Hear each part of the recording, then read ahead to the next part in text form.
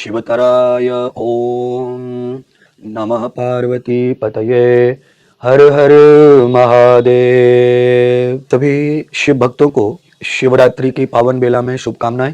और शिवरात्रि का जो पर्व है, इस पर्व का हमारे सनातन में या हिंदू धर्म में क्या महत्व है, ये जानना बहुत जरूरी है। शिवरात्रि का जो पर्व है वो इसलिए मनाया जाता है क्योंकि आज के दिन भगवान शिव और पार्वती का सुंदर मिलन हुआ था, या हम ये माने कि विवाह हुआ था। आज भगवान शिव पार्वती का मिलन और विवाह का दिन है, और ब्रह्म और ब्रह्म की जो शक्ति है, उन दोनों का आज मिलन माना गया है शिवरात्रि के पर्व पर, शिवरात्रि के दिन। हम सब शिव भक्तों को ये बताना चाहते हैं कि शिवरात्रि के पर्व में शिव पार्वती का जिस तरह मिलन होकर पूरी सृष्टि का संचार हुआ, पूरी सृष्टि के कल्याण का मार्ग खुला, उसी प्रकार शिवरात्रि में भगवान शिव को पाने के लिए प्रत्येक जीव को लालचित रहना चाहिए, लालायित रहना चाहिए, और सब काम छोड़कर शिवरात्रि में भगवान शिव जी के प्रथम प्रहर का, भगवान का अर्चन, बंधन, पूजन, अभिषेक, जो भी हमारे नित्य पौराणिक विधि हैं वो करनी चाहिए, क्योंकि उससे हमें जीवन जीने के लिए शक्ति प्राप्त होती है और हमारे जीवन में एक नया प्रकाश पैदा होता है।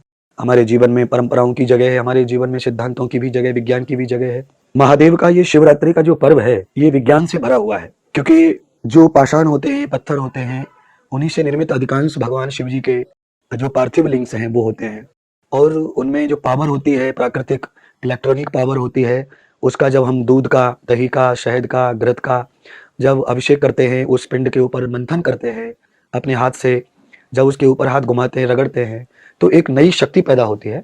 उसके साथ उसमें कुछ औषधियों का भी सेवन किया जाता है, जैसे समझिए आंवले के साथ चढ़ाए जाते हैं, कुछ उसमें कई वृक्ष हैं जिनके उपयुक्त वृक्षों की पत्तियां ग्रहण कराई जाती हैं, जैसे मानो धतूरा है, बिल्व पत्र है, और बेर है, बेल्व फल है। ये सब के सब जो होते हैं, आगे अब ग्रीष्म ऋतु आने वाला है, गर्मी आने वाली है, पहला महीना गर्मी का चालू है, तो इन सब का जो मिश्रण है, ये हम सबको प्रसाद के रूप में ग्रहण करके, उसकी परम शक्ति को प्राप्त करके, गर्मियों में हमें किसी प्रकार की बीमारी ना सताए, कोई डायरिया ना हो और हमारी उल्टियां ना हो, और हमें किसी प्रकार की गर्मी में होने वाले जो प्रकोप है वो हमारे शरीर पर ना हो, उसके लिए ये सब विधि जो है वैज्ञानिक भी है और लोकाचरण परंपरागत भी है। तो मैं चाहूंगा कि शिवरात्रि को आप उसी भाव से मनाइए जैसे शिव ने पार्वती के साथ, पार्वती ने शिव के साथ। वही प्रेम, वही भक्ति और वही मिलन आपका कल होना चाहिए। कल कोई अनर्गल बात, अनर्गल विचार, अनर्गल भोजन, यानी कोई गलत आपके द्वारा कुछ ना हो। अच्छे अच्छे कर्म करते हुए भगवान शिव जी को प्रसन्न करके अपने जीवन को सदा युक्त निरोगी बनाइए। ज्योतिर्लिंग की महिमा बताते बताते भगवान ने महाकालेश्वर महादेव की भी महिमा का वर्णन किया है। हो सकता है आज महाकालेश्वर के बारे में आप बहुत कुछ जानते होंगे, पर शायद कथा के माध्यम से आज आपको नया ज्ञान प्राप्त हो, नई जानकारी प्राप्त हो महाकालेश्वर के प्राकट्य की।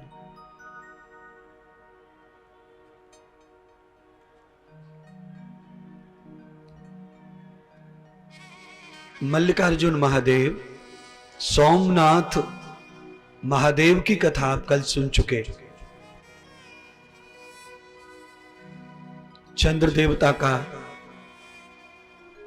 तप जप देखकर प्रसन्न होकर महादेव ने यह कृपा की, और चंद्र देवता ने प्रार्थना की कि प्रभु, मेरे जैसे करोड़ों लोग पाप करते हैं, छल कपट करते हैं अपनी धर्म पत्नियों से, उन पापियों का उद्धार कैसे होगा?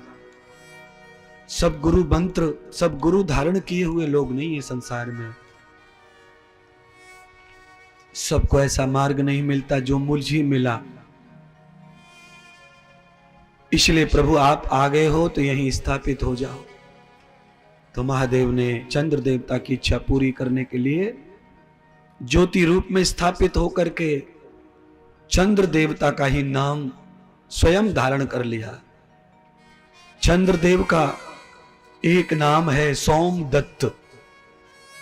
तो भगवान ने चंद्र देवता के इस नाम को लेकर के सोमनाथ महादेव के रूप में समुद्र के तट पर खुद को स्थापित किया।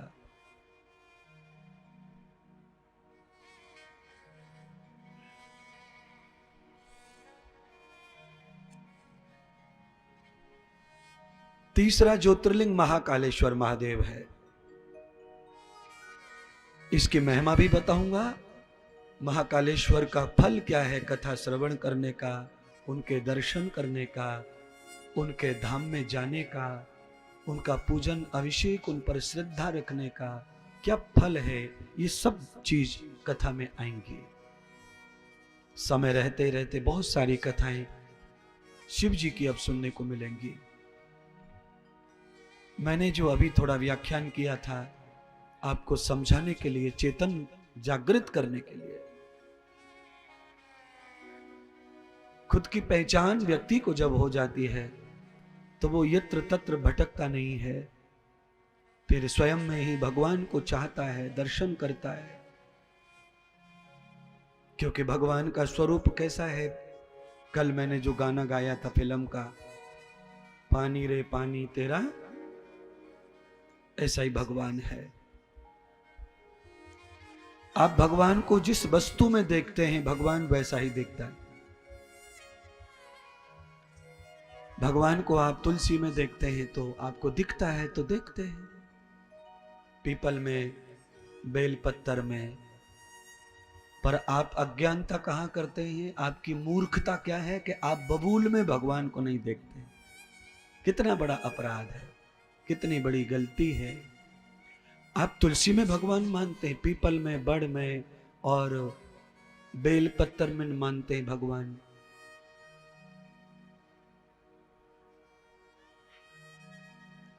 किसी मूर्ति को काट के छांट के रख दिया, आप उसमें भगवान मानते हैं, पर जो मूर्ति में पत्थर लगा उस पर्वत को आप भगवान नहीं मानते हैं। यह भी मूर्खता है, अज्ञानता है। आप बाजार से 200, 300, 400 रुपए की कोई मूर्ति ले आते हैं पीतल की, आप उसे खूब पूजते हैं, खूब पूजते हैं। भगवान मान मान कर आपकी निष्ठा को, आपकी श्रद्धा को बहुत प्यार करते हैं। हम भी आपको सम्मान करते हैं, आप ऐसे पूजा करो।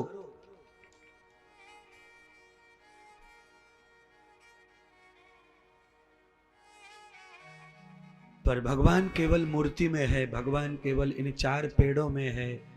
अगर हम इतना ही मानेंगे तो अच्छी बात ना होगी, मुश्किल पड़ेगा। बिल्कुल बोल ही नहीं रही, वो तो आवाज ही निकल नहीं रही, मेरी तो सांस ही नहीं जुड़ रही, अस्थमा सा हो गया मुझे। मैं फुल ब्रह्मचारी हूँ, मेरी आवाज कभी होती है, आवाज मुझे सांस ही नहीं बन रही, उसको करने को बोल नहीं रही। किसी ने आवाज बढ़ाई है ही नहीं, आवाज बढ़ाते ही खराब हो जाएगा। मुझे तो लौट के बाहर से आ रही है तुरई की आवाज, ये चलेगा तब नहीं आती है। यहाँ आवाज आएगी इनकी तो वो नहीं आएगी, फिर वो रुक जाता है। ये नहीं है इसलिए वो आती है, क्योंकि आवाज तो फेंक रहा है ना। चिलम की आवाज तब आ रही है जब ये नहीं चल रही, ये चलेंगे तो वो महसूस नहीं होता। मैं बोलूंगा इसमें डालते से आवाज मोटी हो खराब हो जाएगी, स्टॉक में डल जाए तो देखो। श्री राधा रमण भगवान की जय हो। मेरा लिंक टूट रहा है, माफ करें सब लोग, और इसमें मेरा कोई दोष नहीं है। मुझे तो आप लगातार सुनते ही हैं टीवी पे, मोबाइल पे, तो मैं तो भरभराटेदार हूं।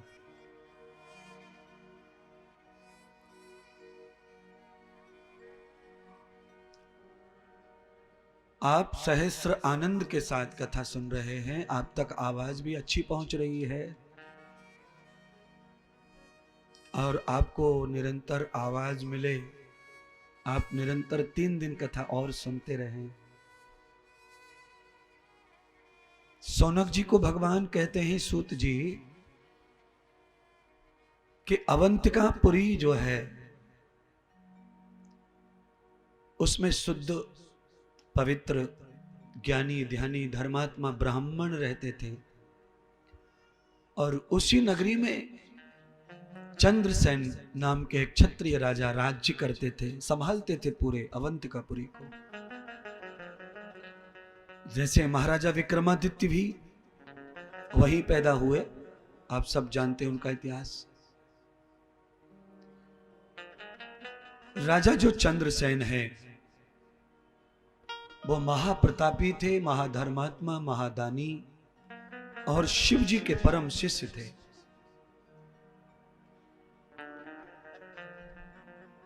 शिव जी ने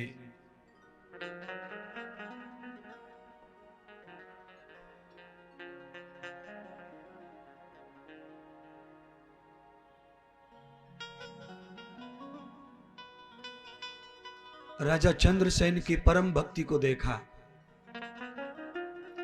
तो राजा चंद्रसेन की भक्ति से प्रसन्न होकर महादेव ने अपने गण को बुलाया, जिस गण का नाम है मणिभद्र। दो गण हैं, एक है वीरभद्र, एक है मणिभद्र। मणिभद्र को भगवान शिव जी ने अपने सिर से उतार कर मणि दी और कहा जाओ ये राजा चंद्रसेन के गले में डाल दो, मैं उसकी भक्ति से प्रसन्न हूं।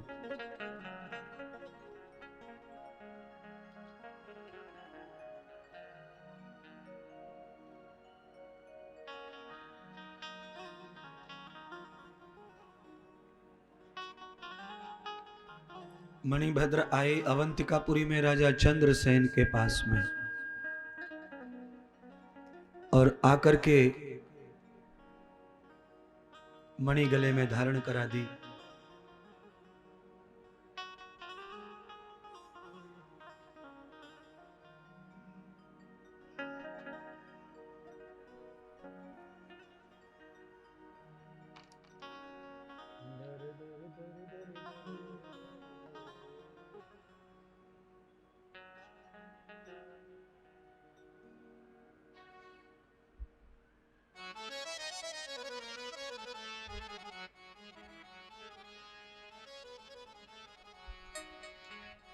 बोली श्री सतगुरुदेव भगवान की जय हो।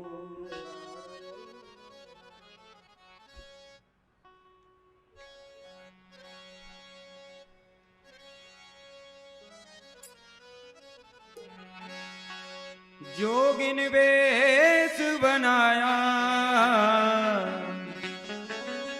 जोगिन वेश बनाया, बोले तेरे लिए मैंने जोगन वेश बनाया। ओ बोले तेरे लिए मैंने जोगन वेश बनाया।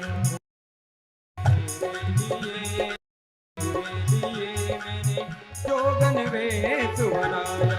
शंकर तेरे लिए जोगन वेश बनाया। जोगन वेश बनाया, जोगन वेश बनाया, जोगन वेश बनाया, जोगन वेश बनाया। बोले तेरे लिए मैंने जोगन वेश बनाया। ओ बोले तेरे लिए जोगन भेष बनाया हो।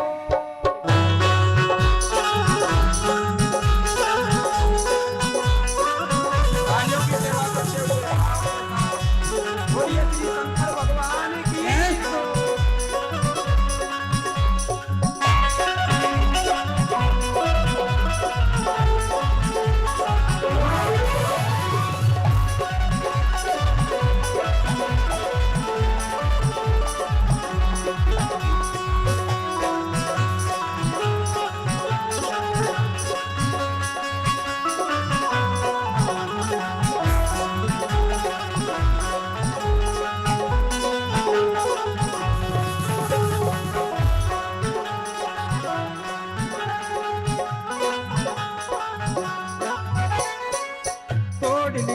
मैंने जग से नाता, तोड़ लिया मैंने जग से नाता, तोड़ लिया मैंने जग से नाता, तोड़ लिया मैंने जग से नाता।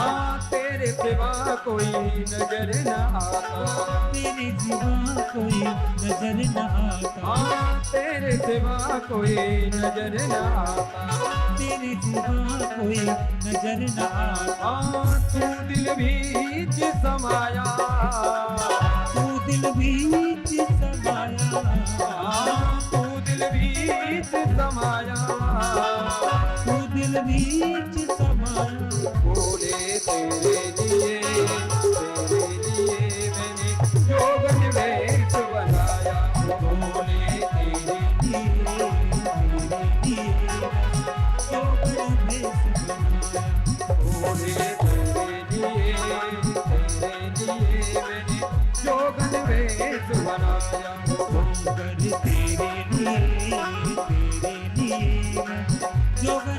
तालियों की सेवा करते हुए जय हो।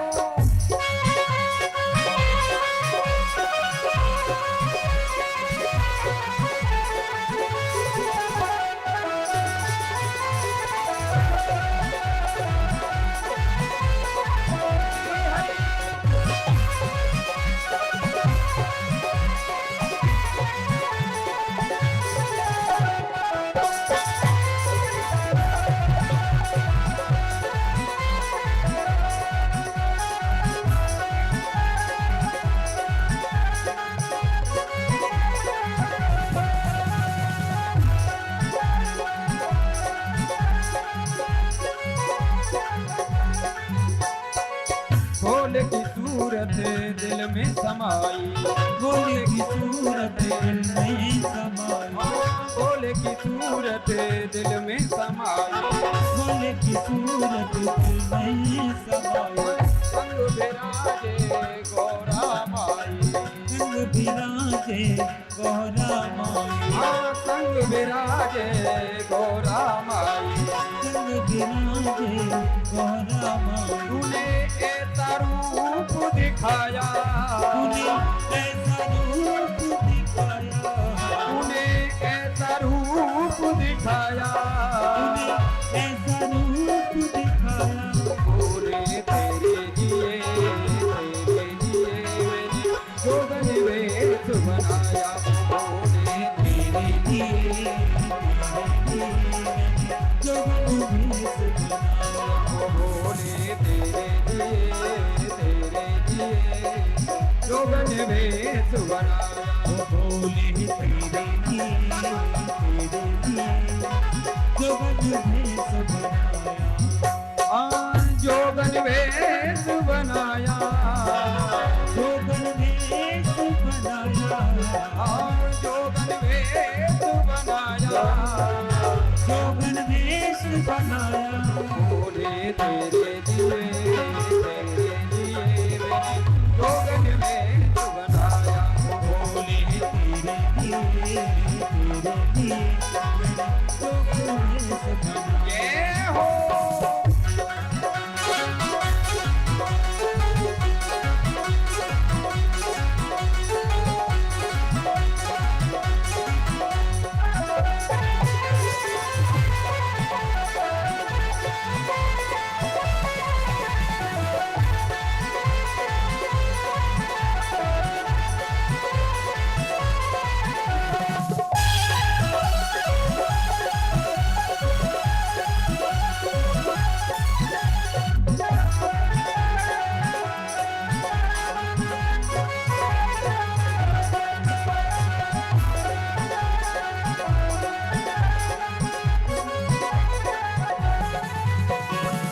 अटक गए तेरे नैनों से नैना, अटक गए तेरे नैनों से नैना, अटक गए तेरे नैनों से नैना, अटक गए तेरे नैनों से नैना।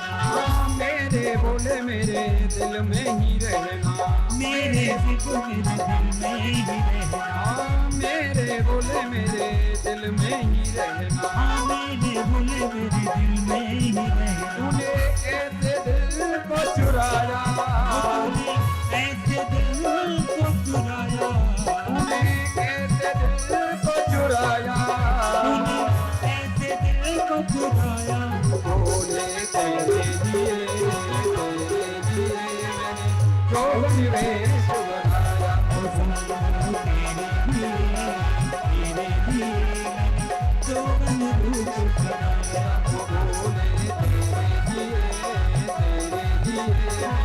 जोगन वेश बनाया। बोले तेरे दिए जोगन वेश बनाया। हाँ जोगन वेश बनाया। जोगन वेश बनाया। हाँ जोगन वेश बनाया।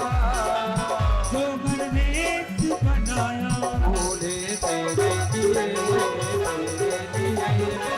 जोगन वेश बनाया।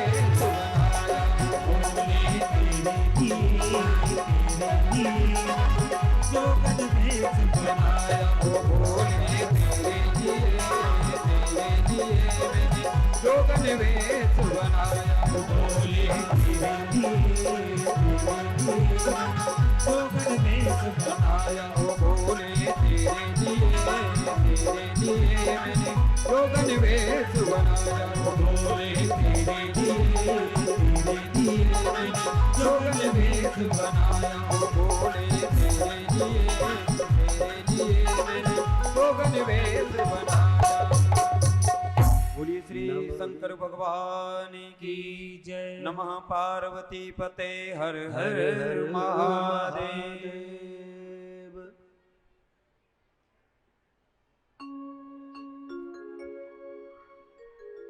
सौनक जी सुन रहे हैं, सूत जी कथा श्रवण करा रहे हैं। मणिभद्र आए और आकर के राजा चंद्रसेन के गले में भगवान शिव जी की भेजी हुई आशीर्वाद की मणि धारण करा दी और उस मणि को पाकर राजा चंद्रसेन को महादेव जी ने वरदान दे दिया कि पूरी सृष्टि में कोई भी आपको जीत नहीं पाएगा, आप अजय हो गए।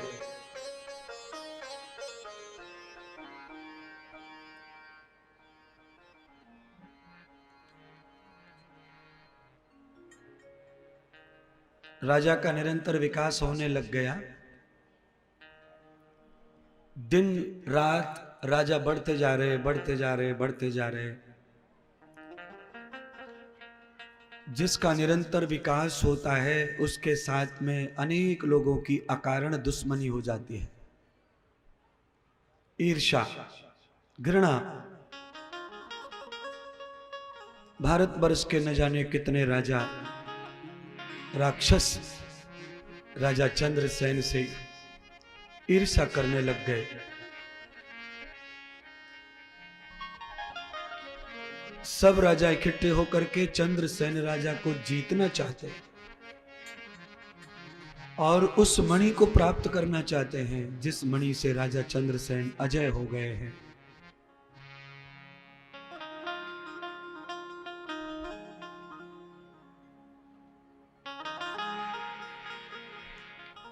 राजा चंद्रसेन ब्राह्मणों के साथ मिलकर शिव अनुष्ठान करने की तैयारी कर रहे हैं और एक अमृत अनुष्ठान श्रावण के महीने में राजा चंद्रसेन करने जा रहे हैं। अखंड शिवरुद्र यज्ञ, एक महान यज्ञ का आयोजन राजा चंद्रसेन ने किया।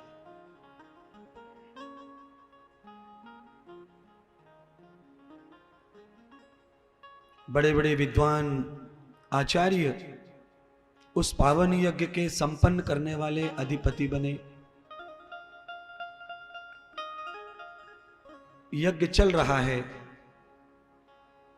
आचार्यों ने यजमान के रूप में राजा चंद्रसेन को आसन देकर कहा कि हमारे सब कुछ भगवान शिव हैं, ऐसा मानकर पूरा महीना अनुष्ठान पर ही चित्त रखो। चाहे राज्य में कोई कितना भी दुखी हो, सुखी हो, किसी का हादसा हो, पर आपको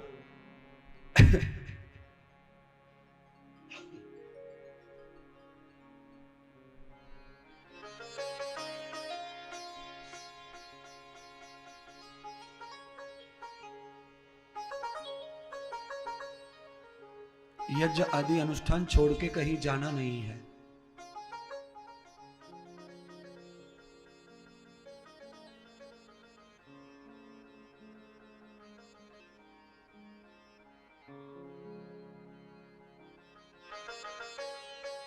अधरो भवानी द्वयो रुद्राः महायोगे चु संभव त्वयां दृष्टां मनर्भूति ये वे जातां परमेश्वरः अन्नान्योरपन्थां मधुवातराघम्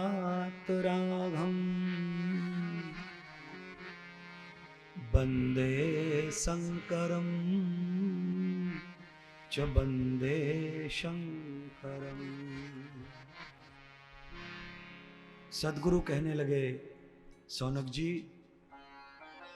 सारे राजा इकट्ठे हो गए एक साथ और सब राजा इकट्ठे होकर चंद्रसेन राजा के ऊपर 10 दिशाओं से आक्रमण करना चाहते हैं और राजा को किसी न किसी स्थिति में मार देना चाहते हैं और वो मणि हाथ लेना चाहते हैं।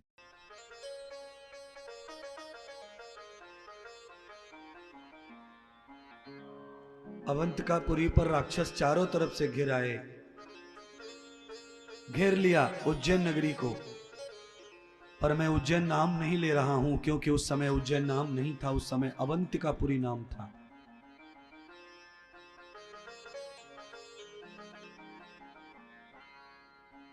उज्जैन तो बाद में नाम रखा गया है अवंतिकापुरी का।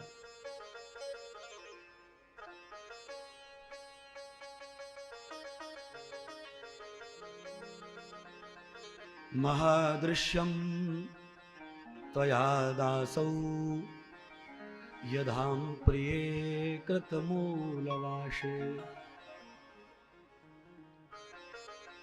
एक सोमवार, 2 सोमवार और 3 सोमवार निकल चुके हैं। अनुष्ठान 70% पूरा हो गया है। चंद्रसेन राजा निरंतर व्रत उपवास निराहार निर्जल रहकर पूर्णतः मलमूत्र का त्याग कर यज्ञ में बैठे हुए हैं। अखंड भगवान के मंत्र बोले जा रहे हैं।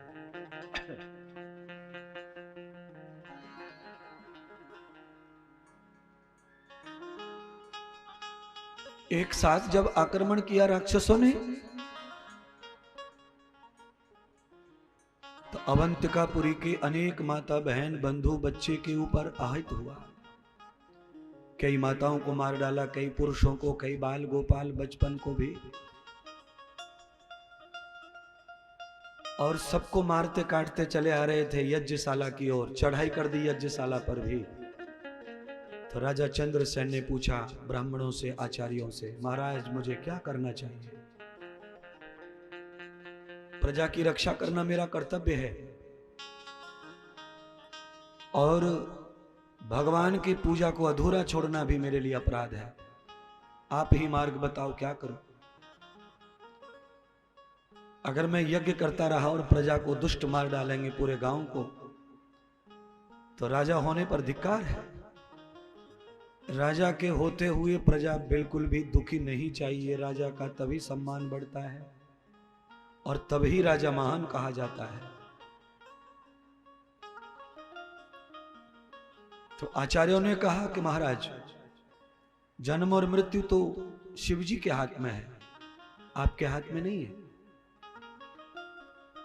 और आप जाएंगे भी यज्ञ छोड़कर, पूजा छोड़ के युद्ध करेंगे, तो आप कितने लोगों को बचाओगे?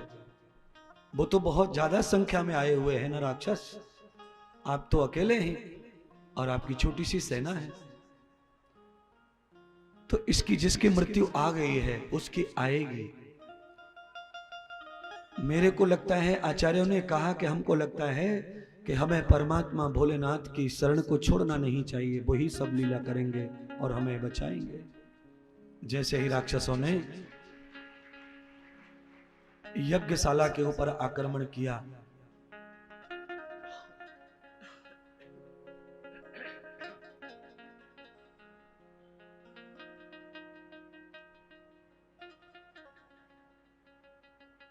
राजा चंद्रसेन ब्राह्मणों के आज्ञा अनुसार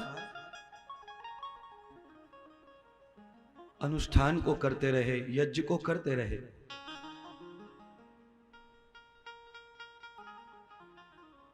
सूत जी कहते हैं कि ऐसी कृपा की महादेव ने कि यज्ञ कुंड को धरती में से फाड़ कर पाताल से भगवान अग्नि का गोला बन के प्रकट हुए। और अग्नि का गोला कितने क्षेत्र को नष्ट कर सकता है वो तो आप रोज टीवी में युद्ध में देख ही रहे हो। 1.5 साल से चल रहा युद्ध दूसरे देशों में। कहते हैं भगवान महादेव ने काल को नष्ट करने के लिए महाकाल अग्नि के रूप में अवतार लेके सारे राक्षसों को भस्म कर डाला। पूरी अवंतिकापुरी में एक राक्षस नहीं रहा, सब समाप्त कर दिए और सब भस्म हो गए, राख बन गए।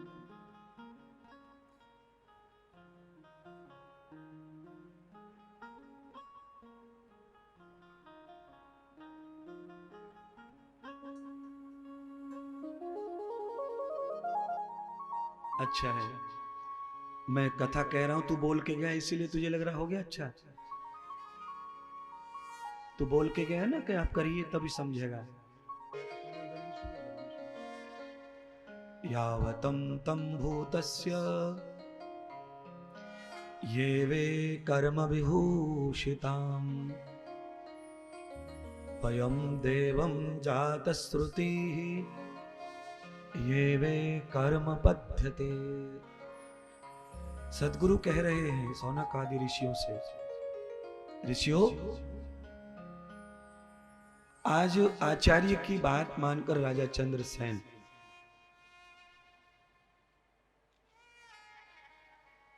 पूजा को निरंतर करते रहे, निष्ठावान होकर पूजा पर बैठ गए।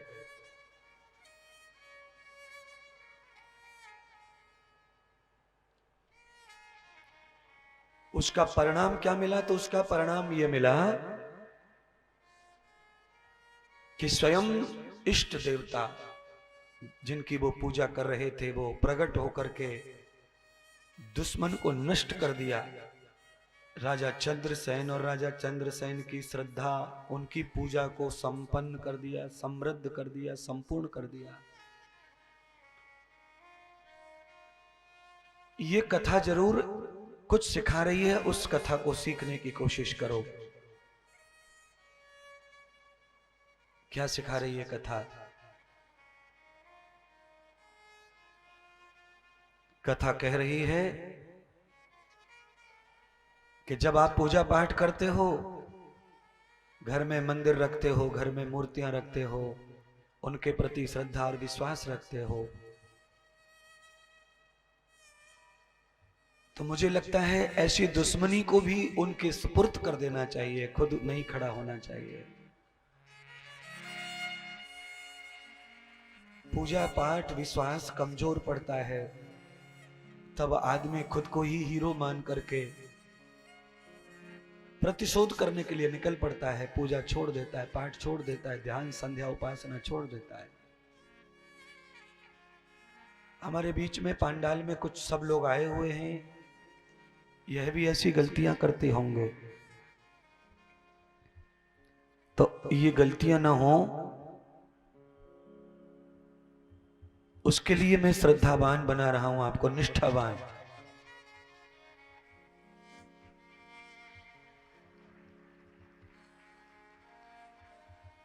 श्री राधा रमण गोविंद की जय हो।